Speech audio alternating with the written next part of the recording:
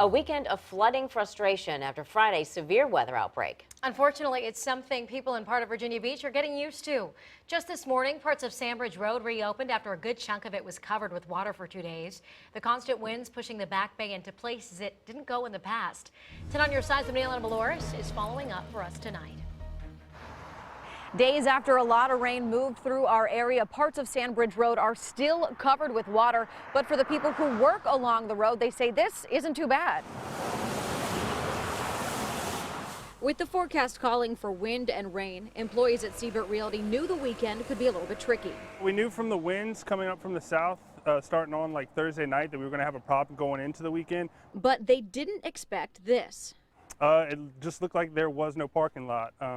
More so, it looked like our office was turned into an island. They had to run fleets of a truck come picking up coworkers and bringing us back here. It actually took about an hour to get everybody from the market over to Sandbridge. Trent Scott says it was the worst flooding he's seen in the last decade. And there's just nowhere for the water to go because you've got the wind coming from one way, you got the rain coming from up top, and there's just nowhere for that water to run off.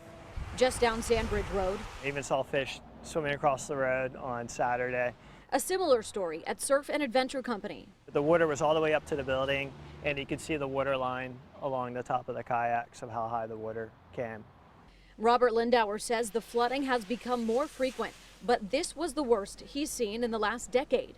The water doesn't have anywhere to go. As the wind blows the water up, it just goes right on top of the groundwater and on top of us. And it seems like it's getting easier and easier every time the wind blows for us to flood. The water is crucial to his livelihood, but he worries it may one day destroy it and everyone's way of life. And we have to come together as a community to tackle this. As their flooding frustrations continue. Those business owners say moving forward, they hope the tide will turn. In Sandbridge, I'm Marielena Balouris, 10 on your side.